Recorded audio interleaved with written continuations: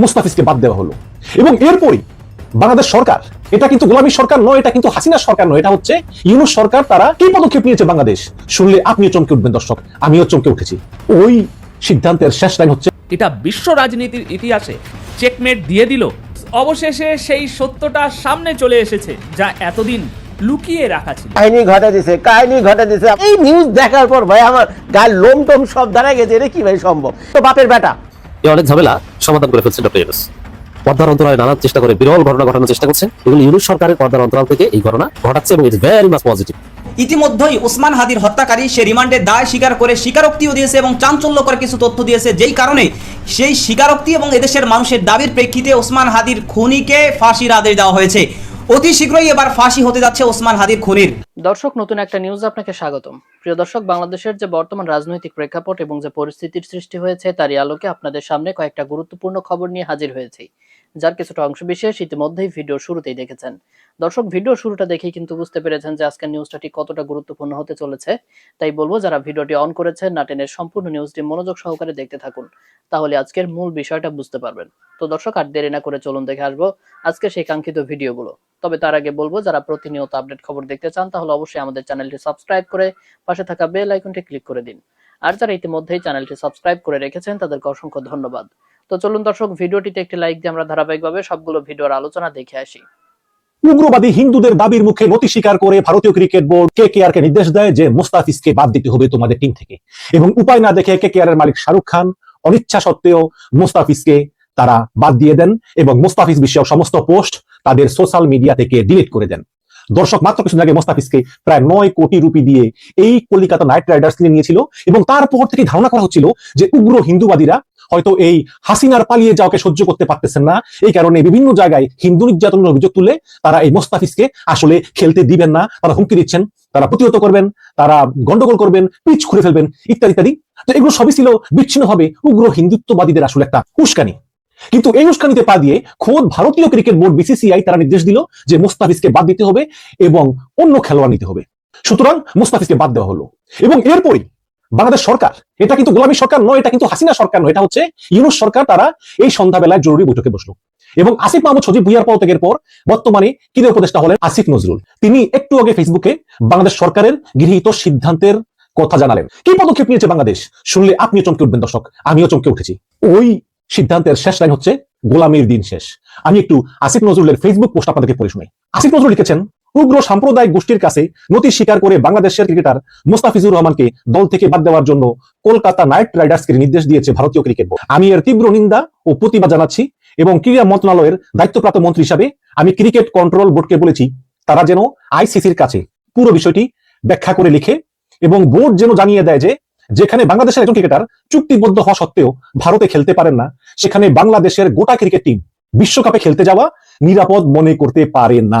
আবার পড়ি, যেখানে বাংলাদেশের একজন ক্রিকেটার চুক্তিবদ্ধ হওয়া সত্ত্বেও ভারতে খেলতে পারেন না, সেখানে বাংলাদেশের গোটা ক্রিকেট টিম বিশ্বকাপে খেলতে যাওয়া নিরাপদ মনে করতে পারে না। মানে ভারতে যে বিশ্বকাপ হবে সেই বিশ্বকাপে বাংলাদেশ খেলতে যেতে পারবে না, বাংলাদেশ নিরাপদ মনে করে না, কারণ যেখানে একজন ক্রিকেটার চুক্তিবদ্ধ হওয়ার পরেও খেলতে যেতে পারে না এই উগ্রবাদী হিন্দুদের প্রতিবাদের কারণে, সেখানে পুরো ক্রিকেট টিমের নিরাপত্তাটা কোথায়? সুতরাং ক্রিকেট বোর্ড থেকে বাংলাদেশের বিশ্বকাপ খেলাগুলো শ্রীলঙ্কায় অনুষ্ঠিত করার অনুরোধ জানানোর নির্দেশনাও আমি দিয়েছি। যেই খেলাগুলো হওয়ার কথা ভারতে বাংলাদেশের সঙ্গে, ওগুলো যাতে শ্রীলঙ্কায় ট্রান্সফার করা হয়। আমি তথ্য ও সম্প্রচার মন্ত্রীকে অনুরোধ করেছি যে বাংলাদেশ আইপিএল খেলার সম্প্রচারও যেন বন্ধ করে দেয়, যাতে বাংলাদেশের মাটি থেকে আইপিএল এর কোনো খেলা সম্প্রচার না হয়, কেউ দেখতে না পারে। আমরা কোনো অবস্থাতেই বাংলাদেশের ক্রিকেটার এবং বাংলাদেশকে অবমাননা মেনে নিব না। গোলামীর দিন শেষ, এর স্পষ্ট বার্তা এবং কড়া পদক্ষেপ। আমি এটাই বলেছি একটা ভিডিওতে যে এই সমস্ত ওই যে নেকু পশু মুনু ওগুলো করলে আর চলবে না। আমার প্রতিবেশী আমাকে গত 54 বছর ধরে স্বাধীনতার পর থেকে দিনের পর দিন একই ধরনের নির্যাতন মানে অত্যাচার সহ্য করতে করতে আর কত আমিও চুপ করে থাকবো?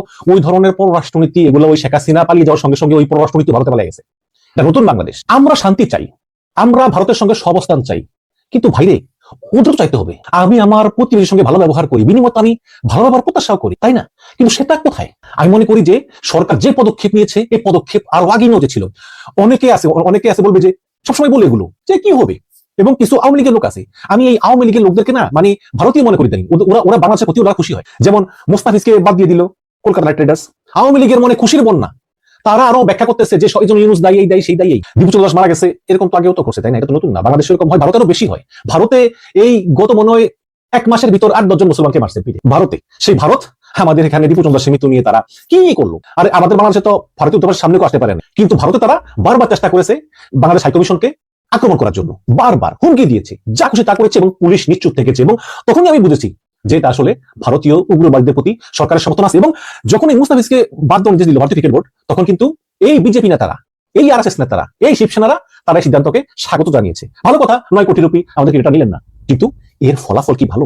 এই যে বাংলাদেশ সরকার সিদ্ধান্ত নিল যে আইপিএল এর সত্ত্ব বা সম্প্রচার বাতিল করবে, এটা একটি সঠিক পদক্ষেপ এবং এতে ভারত ধাক্কা খাবে, এতে কোনো সন্দেহ নেই। তাহলে এই ক্রিকেট নিয়ে ভারতের যে সফট পাওয়ার, যে সফট প্লে গেম, যে শক্তি, যে মোরলগিরি, এটা কোথায় যাবে? যখন পাকিস্তানও বলবে যে আমরা ভারতে গিয়ে খেলবো না, বাংলাদেশ বলবে আমরা ভারতে গিয়ে খেলবে না, তখন ভারতের এই শক্তি কোথায় যাবে? ভারত কি সেটি চিন্তা করেছে? ভারতের সে চিন্তা নাই। ভারতের মাথায় হচ্ছে শুধু ওই উগ্র হিন্দুত্ববাদিতা, এবং তাদের সরকারও হচ্ছে ওই চিন্তা ভাবনা পোষণ করে। বাংলাদেশ এখন আর ভারতের গোলামি করতে রাজি না, গোলামির দিন শেষ। শেখ হাসিনার আমলে একের পর এক ভুয়া নির্বাচন, শেখ হাসিনার আমলে গণহত্যা, আলেমদেরকে নির্যাতন, বিরোধী দলকে গুম খুন নির্যাতন, সবকিছুকে অন্ধভাবে সমর্থন দিয়ে গেছে ভারত। এবং হাসিনা পালিয়ে যাওয়ার পর তারা মেনে নিতে পারেনি, তাদের অন্তরে দাউ দাউ করে আগুন জ্বলছে যে আমাদের এই 15 বছর ধরে আমাদের এই সাজানো সংসার ক্রমে ক্রমে ক্রমে ক্রমে আমাদের এই হিন্দুত্ববাদের প্রসার, ভারতের পরে বাংলাদেশের প্রসার, এবং পুরো এই দেশটাকে সাংস্কৃতিক ভাবে, তারপর আস্তে আস্তে আধিপত্যবাদের মাধ্যমে পুরো দেশটাকে গ্রাস করার যে আমাদের চিন্তা ভাবনা, সেগুলো সব ধূলিসাৎ হয়ে গেল 5ই আগস্ট হাসিনা পালিয়ে যাওয়ার মধ্য দিয়ে। সুতরাং এই নতুন বাংলাদেশকে আমরা মানি না, এই বাংলাদেশকে আমরা চাই না। এভাবে হিংসায় জর্জরিত হয়ে ভারত একের পর এক পদক্ষেপ, পাল্টা পদক্ষেপ ইত্যাদি দিচ্ছে। তবে আমাদেরও দোষ আছে, কারণ আমরা এই বাংলাদেশ স্বাধীনতা 54 বছরেও খাদ্যের সংসম্পূর্ণ হতে পারিনি। এখনো সস্তায় খাবার কেনার জন্য আমাদেরকে ভারত থেকে খাবার কিনতে হয়, যেটা অবশ্যই আমাদের জন্য অত্যন্ত দুর্ভাগ্যের বিষয়। কিন্তু দর্শক, আস্তে আস্তে ভারতের উপর থেকে আমাদের নির্ভরশীলতা কমাতে হবে এবং এক পর্যায়ে বন্ধ করে দিতে হবে। এটা দুটো প্রকার হবে, একটা হবে আমরা নিজেরাই সংসম্পূর্ণ হবে, একটা হচ্ছে আমরা নিজেরাই সংসম্পূর্ণ হবো, দ্বিতীয় হচ্ছে যে ভারতের উপর আর নির্ভরশীল হওয়া লাগবে না। আমি নিজেই বলেছি যে পৃথিবীতে বন্ধু রাষ্ট্র বলে কিছু নাই, রাষ্ট্রের সঙ্গে রাষ্ট্রের সম্পর্ক হয় শত্রুতার ভিত্তিতে। পর্দার অন্তরালে জামাত বিএনপিকে ঐক্যবদ্ধ করে প্রফেসর ইউনূস বিরল ঘটনা ঘটাচ্ছেন। তবে কিভাবে ঐক্যবদ্ধ করছেন কি, এগুলো বলেছি কয়েকটা আলোচনা, এটা রিপিট করবো না, জাস্ট কয়েক সেকেন্ড একটু বলে দিই। ইউনূস মনে করছেন যে বিএনপি জামাত এখন ঐক্যবদ্ধ হওয়া জরুরি। তাদের মধ্যে যদি ডিভিশন থাকে, দেশ কাঙ্ক্ষিত জায়গা যাবে না, সিঙ্গাপুর তাইওয়ান হবে না, দক্ষিণ কোরিয়া হবে না, ইকোনমিক ডেভেলপমেন্ট হবে না, এই দুর্নীতি, অব্যবস্থাপনা, হানাহানি, হিংসা, বিদ্বেষ, লাশের রাজনীতি চলতেই থাকবে, এবং নির্বাচনের পরেই কয়েক মাসের মধ্যে আওয়ামী লীগ ফুল ফেজে বাংলাদেশের রাজনীতি চলে আসবে। অতএব এই সমস্যার সমাধান একটাই, বিএনপি জামাতকে ঐক্যবদ্ধ হতে হবে।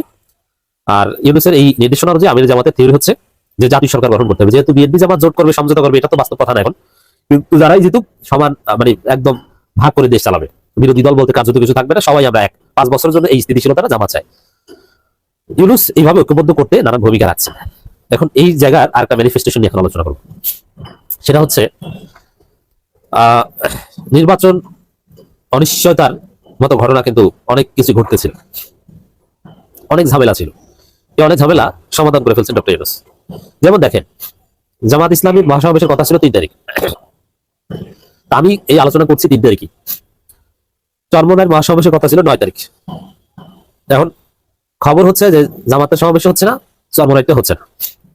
বিএনপিও মহাসমাবেশ করার প্ল্যান ছিল, তারাও আর করছে না। তাদের তো তারেক রহমান খালেদা জিয়া জানা দাও ঠিক। এখন দেখেন, নির্বাচনের আগে যেসব ইস্যুতে জামাত, চরমনাই বা বিএনপির মহাসমাবেশ করার কথা ছিল, ওই সব ইস্যুতে মহাসমাবেশ করা, এটা নির্বাচন অনিশ্চয়তার দিকে ঠেলে দেওয়ার একটা বিষয়। কিভাবে? বিষয় হচ্ছে এইভাবে যে নির্বাচনের সময় নির্বাচনী জনসভা, কিন্তু এই দাবিতে সেই দাবিতে মহাসমাবেশ, অবৈধ অস্ত্র উদ্ধারের দাবিতে, ওসমান হাদির হত্যার বিচারের দাবিতে মহাসমাবেশ, এটা নির্বাচন স্পিড পরিপন্থী। যদি ওসমান হাদি হত্যার বিচারের দাবি, এটা এনি কষ্ট করতে হবে, কিন্তু এগুলো নিয়ে মহাসমাবেশ করতে গেলে সরকারের উপর যে চাপ পড়ে, তাতে নির্বাচন সরকার কিভাবে করবে? তো পর্দার অন্তরালে ইউনূস বিএনপি, জামাত, চরমনাই থেকে শুরু করে জামাত, এনসিপি, আরেকটা কথা বলিয়ে ফেলে, জামাত এনসিপি যে জোট, এটা কি শুধু জামাতের অর্জন বা এনসিপির অর্জন? না, ইউনূস সরকারের মধ্যে যারা এনসিপি শুভাকাঙ্ক্ষী অথবা সরকার থেকেও যারা এনসিপি কে পরামর্শ দেন, তারা বলেছে যে বাবারা তোমরা জামাতের সাথে জোট করে যাও। কারণ কি, একটা স্থিতিশীল বাংলাদেশে আমরা উপহার দিতে চাই, যে বাংলাদেশে ডিভিশন থাকবে না, একটা ব্যালেন্স থাকবে, ব্যালেন্স অফ পাওয়ার থাকবে। ব্যালেন্স অফ পাওয়ার থাকলে কেউ কারোর উপর নির্যাতন করতে যায় না, কারণ একটা দিলে একটা খাওয়া যাবে। নির্যাতন করে কখন? যখন আমি বেশি শক্তিশালী, আমার প্রতিপক্ষ দুর্বল, যে আমি একটা দিলেও দৌড়বে। কিন্তু যদি দেখেন যে আপনি যদি হঠাৎ একজন একটা থাপ্পড় দেন, উল্টো আপনাকে একটা খেতে হবে, তাহলে আপনি ভুল করে দিবেন না। ইন্টারন্যাশনাল রিলেশনসে ব্যালেন্স অফ পাওয়ার একটা থিওরি আছে, এই যে পারমাণবিক বোমা, এটা একটা ব্যালেন্স অফ পাওয়ার। তো ব্যালেন্স অফ পাওয়ার জরুরি বিশ্বযুদ্ধ এড়াতে। সমানে সমান থাকলে যুদ্ধ হয় না। পারমাণবিক বোমা পৃথিবীতে অনেকগুলো রাষ্ট্রের আছে বলে যুদ্ধ হয় না। ভারত পাকিস্তান, ভারতের পারমাণবিক বোমা আছে, পাকিস্তানের আছে, এই দুই দেশেরই পারমাণবিক বোমা আছে বলে এই দুই দেশে পারমাণবিক যুদ্ধ হবে না, কারণ এরা মারলে এরাও মারবে, দুই দেশই শেষ, তাদের যুদ্ধই হবে না। এটা একটা থিওরি। যাই হোক, আশা করি শিখছেন নতুন কিছু। তো দর্শক, এখানে বাংলাদেশে একটা ব্যালেন্স অফ পাওয়ার করার জন্য সরকারের অনেকে পরামর্শ দিয়েছেন এনসিপি কে, তোমরা জামাতের সাথে জুড়ে যাও। নইলে জামাতকে যে গালাগালি শুরু করেছে এনসিপি, এত সহজে জামাতের সাথে জুড়ে যাওয়ার কথা না। আমার এনসিপির অনেক নারী নেত্রী আইকনিক ফিগার চলে গেছে, মূলত ইউনূস সরকার একটা পরামর্শ ছিল, এটাও আমি বলে দিলাম আপনাদেরকে। এর মানে আসলে রাজনীতিকে ঐক্যবদ্ধ করা, বিএনপি জামাত বা টোটাল রাজনীতিকে একটা ব্যালেন্স অফ পাওয়ার মধ্যে আনার জন্য ইউনূস সরকার নানানভাবে চেষ্টা করছে, পর্দার অন্তরালে নানান চেষ্টা করে বিরল ঘটনা ঘটানোর চেষ্টা করছে। আর এই মহাসমাবেশ স্থগিত হওয়া, একে অপরের বিরুদ্ধে বক্তব্য দেওয়া থেমে যাচ্ছে, তারেক রহমান জামাতকে গালাগালি করতে নিষেধ করেছেন এবং মিটিং বিদ্যুতাপূর্ণ সম্পর্ক বাড়ছে, আমির জামাতের ঐক্যের কথা, এগুলো ইউনূস সরকারের পর্দার অন্তরাল থেকে এই ঘটনা ঘটাচ্ছে এবং ইটস ভেরি মাচ পজিটিভ। এভাবে আমরা একটা স্থিতিশীল বাংলাদেশ চাই, অনৈক্য চাই না, হানাহানি চাই না, এবং আমরা বাংলাদেশকে দক্ষিণ কোরিয়া তাইওয়ানের মতো একটা সমৃদ্ধ দেশ চাই। বেগম জিয়া ওপেনলি বলেছে লেন্দুব দর্জি হবেন না। বেগম খালেদা জিয়ার উপরে, সিনার উপরে প্রেসার ছিল যে কোনো মূল্যে খালেদা জিয়াকে থামাতে হবে, যে কোনো মূল্যে খালেদা জিয়ার কণ্ঠকে রোধ করতে হবে। কারণ সত্যিকার অর্থে জিয়ার জাতীয়তাবাদী চেতনায় সে প্রত্যেক মানুষই কথা বলতেন। ওই একজন মানুষকে বেগম খালেদা জিয়া, ওনাকে কেন হাজতে যেতে হয়েছে এটা বলেছি, কি করে নিয়েছে। তাহলে বেগম জিয়াকে হাজতে ঢুকানো এত জরুরি ছিল। বাংলাদেশের জাতীয় রাজনীতিবিদদের মধ্যে প্রথম শ্রেণীর মাত্র একজন সরকার প্রধান, একজন সিনিয়র রাজনীতিবিদ লেন্দুব দর্জির উদাহরণটা বাংলাদেশে টেনেছে, এবং ওই ব্যক্তি ছিল দেশমাতা বেগম খালেদা জিয়া। আপনারা কি জানেন, তারা যখন বলেছে, ভারতের তথাকথিত রাষ্ট্রপতি প্রণব ব্যানার্জি যখন বাংলাদেশে এসে তার সাথে ডিপ্লোম্যাটিক লিয়াজম মেনটেনের জন্য তার সাথে বেগম জিয়া দেখা করে নাই কেন, কি হয়েছে, এটাকে নিয়ে একটা ব্যাখ্যা দাঁড় করিয়েছে তারা, ভারতীয় তল্পি বাহক আওয়ামী লীগের লোকজনরা, যে বেগম জিয়ার এটা ভুল সিদ্ধান্ত ছিল, কেন এটা করেছে। অথচ আসল সিদ্ধান্তটা ছিল এটা, যে বেগম জিয়া প্রথম বাংলাদেশের সাবেক সরকার প্রধান এবং বিএনপির মতো এত বড় একটা রাজনৈতিক দলের প্রধান হয়ে সিনা লেন্দুব দর্জিটাই পরিত্যাগের জন্য বেগম জিয়া ওপেনলি বলেছে লেন্দুব দর্জি হবেন না। তো লেন্দুব দর্জির উদাহরণ বিডিআর পিলখানা হত্যাকাণ্ড, হাবলু চত্বর হত্যাকাণ্ড, বুম বুম হত্যাকাণ্ড, বেগম জিয়া কন্টিনিউয়াসলি হামারিং করছিলেন। দর্শক শ্রোতা, কষ্টের কথা কি জানেন, শুধু বেগম জিয়াই এই কাজটা করতেন না, মির্জা ফাক করতেন না, গোরখোদক আব্বাস করতেন না, আব্দুল আউয়াল মিন্টু করতেন। যারা নেতা ওনার পাশে ঘুরঘুর করে, ওনার পাশে না, যারা বিএনপির চেয়ে বড় বিএনপি, সালাউদ্দিন, আমির খসরু মাহমুদ চৌধুরী, সামা ওবায়েদ, আব্দুল আউয়াল মিন্টু, আমানুল্লাহ আমান, মোহাম্মদ সালাম, এরা বিএনপির চেয়ে বড় বিএনপি। এত বিএনপি একটা লোক বেগম জিয়া যে কথাগুলো বলছেন এই বিষয়গুলোকে টাচ করে নাই। কেন করতেন না? গণভবনে তাদের পার্টি থাকতো। এখন বেগম জিয়াকে হাজতে নেওয়া জরুরি হবে না? উনি বিডিআর হত্যাকাণ্ড নিয়ে যেভাবে উনি সত্য কথাগুলো বলছিলেন, ওনারাই মুখ বন্ধ করা জরুরি ছিল। হাসিনাকে বলছে মূল্যে একটা মামলা তৈরি করো, করিয়া বেগম জিয়াকে হাজতে ঢুক।